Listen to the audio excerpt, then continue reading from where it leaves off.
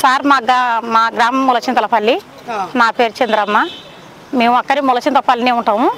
అయితే ఈశ్వరమ్మ అనే కుటుంబం వాళ్ళు మా ములచింతలపల్లికి అక్కడ 1 కిలోమీటర్ దూరంలో చిలకలో ఉంటారు. వాళ్ళు చిలకల అయితే చిలకలో ఉన్నారు. వాళ్ళు భూములు ఉన్నాయి. వాళ్ళకు భూములు ఉంటే ఆ రైతు ఈ బండి వెంకటేశ్వర అంటే అయినా వాళ్ళ దగ్గర భూమి కొన్నాడు. కొని అదే భూమిలో వాళ్ళని బానిసలుగా కూలి చేయించుకుంటూ వాళ్ళ నాన్న హింసలు పెడుతూ చేసిండు. చేసినాక ఆ పాప కొంచెం హుషారుగా ఉన్నదనుకో, మొగడు కొంచెం మెతక.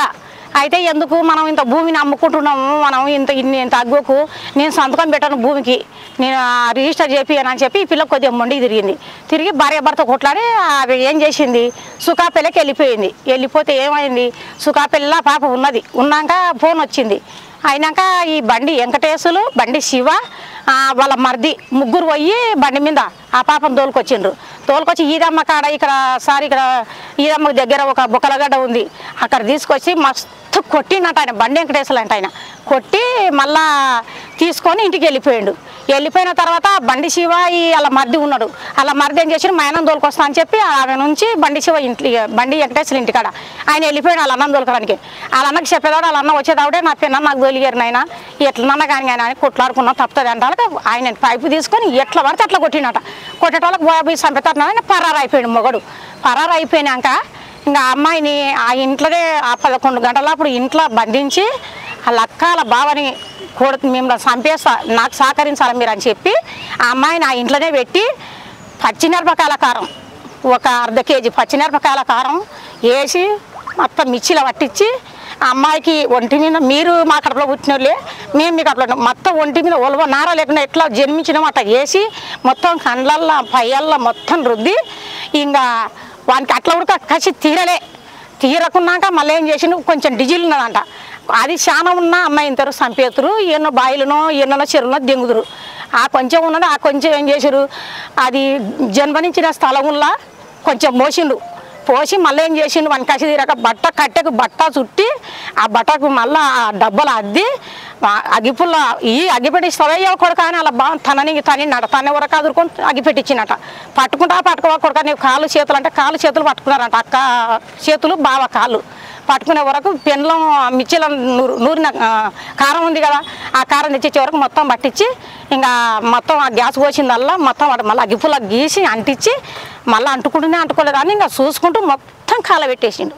మొత్తం ఏం లేకుండా మొత్తం అంటించి మళ్ళీ ఈ సచ్చిందే బతికిందని డ్రమ్ము కాడికి ఎత్తుకపోయి 2 బిందెలు నీళ్ళు పోసి ఇంకా మొత్తం నీళ్ళు పోస్తే చర్మంతా ఊడి కింద పడింది సార్. ఇంకా పడ్డా కొడుకు ఇస్తలేవాడు, ఇరసకుండా వాడు ఏం చేసిండు, ఇంట్లో పెట్టుకొని 1 వారం రోజులు ఇంట్లో బయటికి వెళ్ళకుండా రోజు టార్చర్ పెట్టిండు. ఇంకా అక్కడ ఇక్కడ కారం అంట, ఇక్కడ కాలనేమంట, ఇంకా రోజు ఒక మందు లేకపో సూదు లేకపో రోజు టార్చర్ పెట్టిండు. ఇంకా పెట్టిన తర్వాత సార్ మాకు ఒక 5 రోజులకు వారం అయింది, 5 రోజులకు మాదేమో కిందికి ఉంటుంది గుడేమో, 5 రోజులకు గుస అనుకుంటున్నారంట.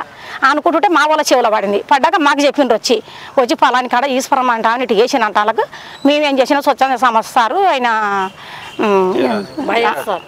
మహేష్ సార్ని పట్టుకున్నాం. మహేష్ సార్కి ఫోన్ చేసి మహేష్ సార్కి తెలిసింది పాపం. ఆయన వచ్చి ఏం జరిగింది తోలుకొని వచ్చింది, మాకు తెలియదు సార్. తోలుకొచ్చేంతవరకు తోలుకొచ్చినాక ఏమైంది అమ్మ కొంచెం రాండి మీరు గుడెములు ఉన్న వాళ్ళంతా మేము అందరం పోయినాక మేము మొగలో చూడకూడదు, మీరు అడవిలో చూడంటే మేము పోయి ఒక రూమ్లో తోలుకపోయి చూసేదావిడే చాలా మంది కింద పడిపోయిన అమ్మాయిని చూసి అంత ఘోరం జరిగిందని ఇంట్లో పెట్టినాక ఇది కొల్లాపురం పోతే కేసు కాదు, అయినా కాంప్రమైజ్ అవుతాడు, వాడు డబ్బు గల్లోడు, వాడు ఆయనకి చాలా డబ్బు ఉందంట, ఎంత డబ్బు అయినా కట్టి నీ బయటకు వస్తా అని అంటున్నాడు వాడు, మనం పైనుండి తెచ్చుకోవాలని చెప్పి మేము హైకోర్టు నుండి మేము లాయర్ని మాట్లాడుకొని మేము పైనుంటే ఇది ఇట్లా చేసుకుంటూ వచ్చి ఇంకొక అమ్మాయికి జరగకుండా కావాలంటే ఇది పెద్ద శిక్షనే కావాలి, వానికి మరణ శిక్షనే పడాలి. మనోళ్ళని కాదు, మనోళ్ళు అయినా కూడా పోయాలి, కాలు చేతులు పట్టుకున్నప్పుడు ఎంత తిక్కలో అయినా అరుచుకుంటూ పోయి ఊరు రాసారు, అడవిలో జరగలేదు ఊరిలో అట్లా పోయి చెప్పలేదు అని చెప్పి మా వాళ్ళని కూడా ఇరికించి మా వాళ్ళు కూడా పోయినారు జైలుకి 4. మేమైతే వానికి మరణ శిక్ష పడాలి. వాళ్ళు ఇంకా 4 ఉండరు, 4 ఏమని తిరుగుతున్నారు. మేము ఇట్లా ముందరికి వచ్చి మీడియాకు వాళ్ళకుతో మాట్లాడుతున్నాం కదా, మా అమ్మలని కూడా చంపాలని వాడు ఊళ్ళో చెప్పుకొని తిరుగుతున్నాడు. మాకు కూడా ప్రాణహాని ఉంది సార్. నిన్న కలెక్టర్ ముందల కమిషనర్ ముందల అదే మాట్లాడే నేను నిన్న నారకారులా. ఇంకా బండి శివ వాళ్ళ తమ్ముడు తోలుకొచ్చి అప్పగించి అంత చేసినాడు. ఇప్పుడు శ్యామ్ అనట ఆయన కారం పట్టుకొని మీరు చూస్తుంటారు వీడియోల్లో, కారం పోసి కొడుతున్నారు ఆ పాపని. మళ్ళీ సంజమ్మ ఆమె నాగమ్మ, వీళ్ళు నలుగురు మటుకు దర్జాగా తిరుగుతున్నారు మా మీద చేసుకుంటూ. ఆ నలుగురిని కూడా కఠినంగా శిక్షించాలని మిమ్మల్ని కోరుతున్నాం సార్. మొగోళ్ళు బండి శివ అన్నట్టు ఉన్నాడు బయట, బండి ఆయన మా ఈయన శ్యామ ఉన్నాడు గొల్ల ఆయన, ఇంకా వాళ్ళందరు గొల్లలే, అది చేసిన వాళ్ళు మొత్తం గొల్లలే.